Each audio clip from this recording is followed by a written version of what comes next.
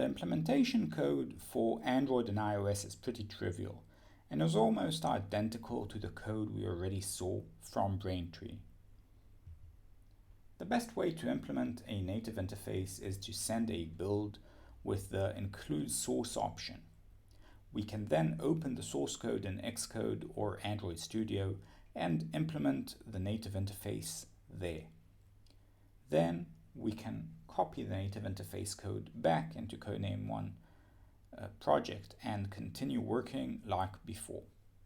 I don't always do that with Android since I find Android Studio to be slow and painful to work with, but if the native interface is complicated, it's sometimes better than the alternative.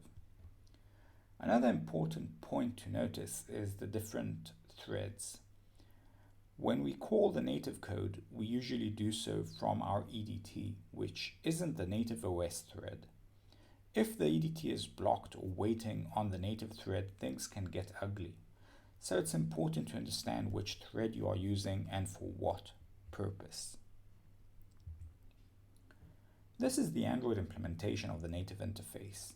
Let's go over the various pieces.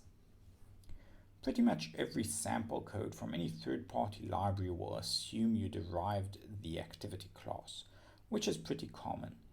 So most will just use this to indicate your activity class.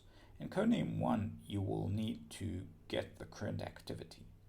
Luckily, this is pretty easy as we have a class called Android Native Util, which provides a few helper methods for Android native code, including getActivity. As I mentioned before, this method is invoked on the Codename One thread, and so it might cause an issue since Android has its own native thread where things should execute. Run on UI thread is Android's equivalent of the EDT, and this means the rest of the code will run in the Android native thread.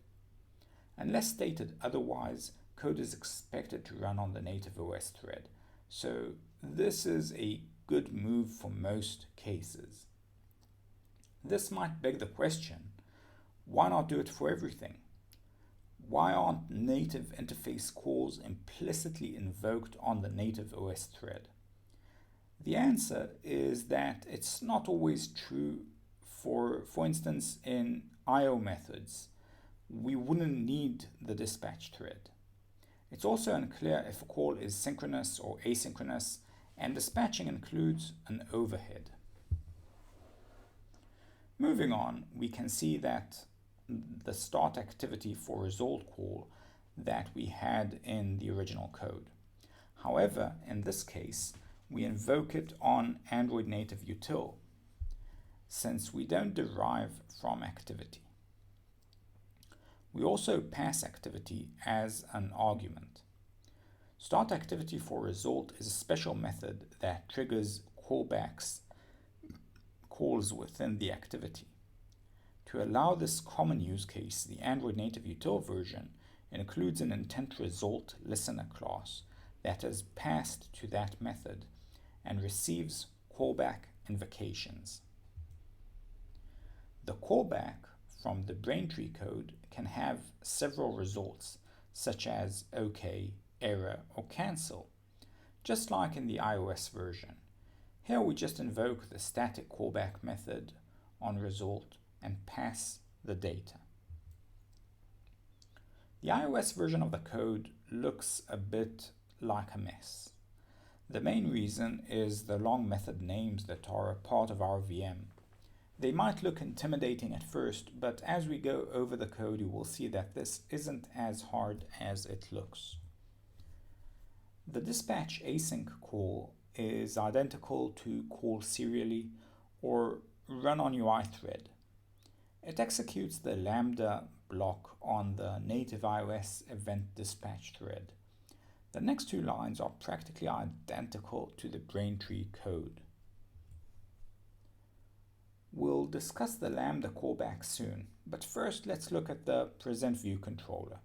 You will recall this was invoked on self in the original code, which was the view controller.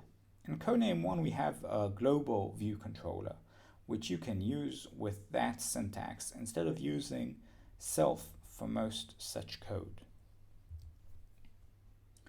Once we get into the callback code, the logic is a bit different. It looks a bit long, but you will notice that a method invocation is just a really long C function call. It starts with the package name, followed by the class name, followed by the argument types, and possibly by the return type, all of which are required to make a method unique in C. The arguments we pass start with a constant that allows us to pass additional arguments. There are several argument types like this. I suggest checking out the developer guide to fully understand this argument, but it generally represents the thread context. The next argument is the string, for which we use the special fromNsString method to generate a Java-Lang string. Since the method is static, we don't need to pass an object context or deal with the vtable. This makes the call far simpler.